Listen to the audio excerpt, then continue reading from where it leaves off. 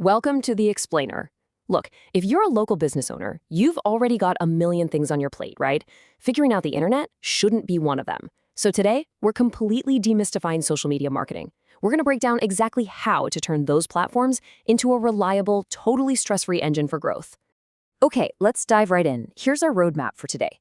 We're covering social media for small business, building your social strategy, creating consistent local content, organic posts versus paid ads, and finally, connecting the digital dots. But before we get into the mechanics of it all, let's just be brutally honest for a second. Are you trying to be on every single platform at once? It is so common to feel this crazy omni-channel overwhelm, trying to juggle TikTok, LinkedIn, Facebook, and Instagram all at the exact same time. Honestly, it feels like a full-time job. Well, take a deep breath, because I can almost guarantee you're doing too much. Now, what's really interesting about this is that we need to totally redefine success here. It's time to graduate from those vanity metrics. For a small business, social media marketing isn't about going viral or hoarding likes from people halfway across the world who are never going to buy from you anyway. No, it's about generating real-world results. We're talking actual phone calls, website visits, quote requests, and real bookings. All right, Section 1, Social Media for Small Business. Let's lay down the foundational reality of local marketing. So the absolute most common mistake we see is people spreading themselves way too thin trying to master every single platform. It's exhausting, and frankly, it just doesn't work. The better approach, and I hope this is a massive relief for you to hear, is radical focus.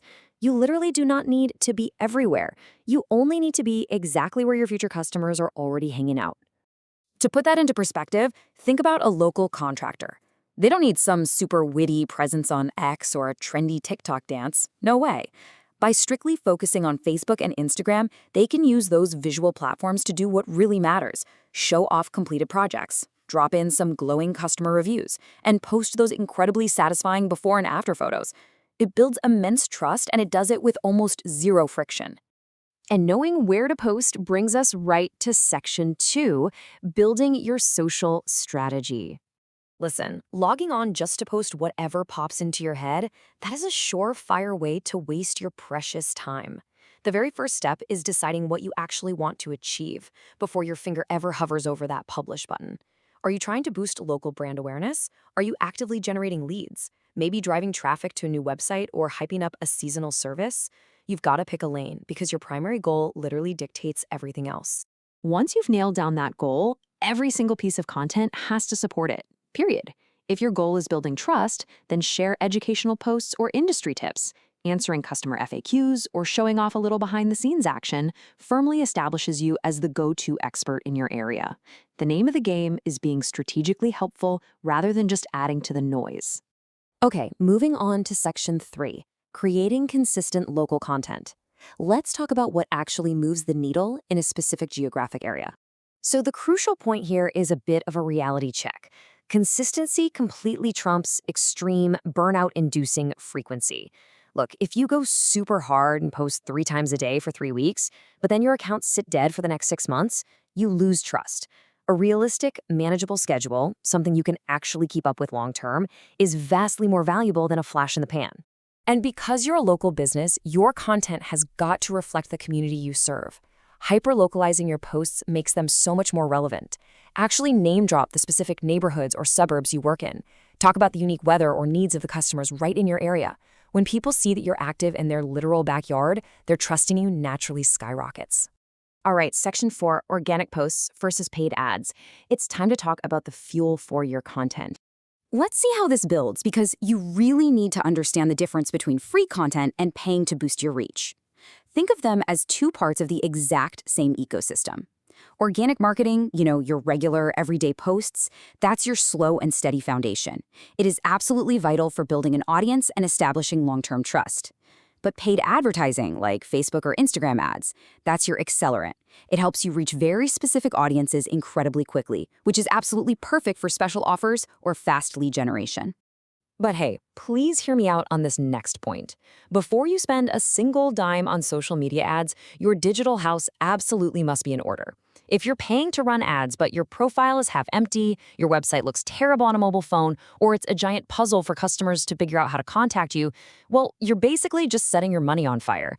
Get those prerequisites sorted out first, for sure.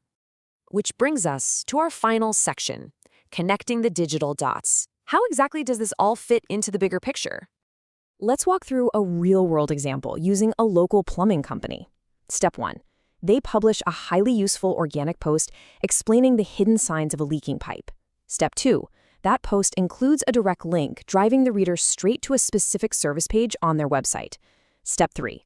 The interested customer, who just realized they might actually have a leak, clicks through, fills out a contact form, and books a job. Bam! That is social media, content marketing, and lead generation completely seamlessly combined. What that awesome little case study proves is that social media doesn't just exist in a vacuum. It's an amazing visibility tool that feeds traffic directly to your website. But the real aha moment here is that it needs to work alongside a strong SEO, or search engine optimization strategy, not replace it. They are partners in crime when it comes to growing your entire online presence.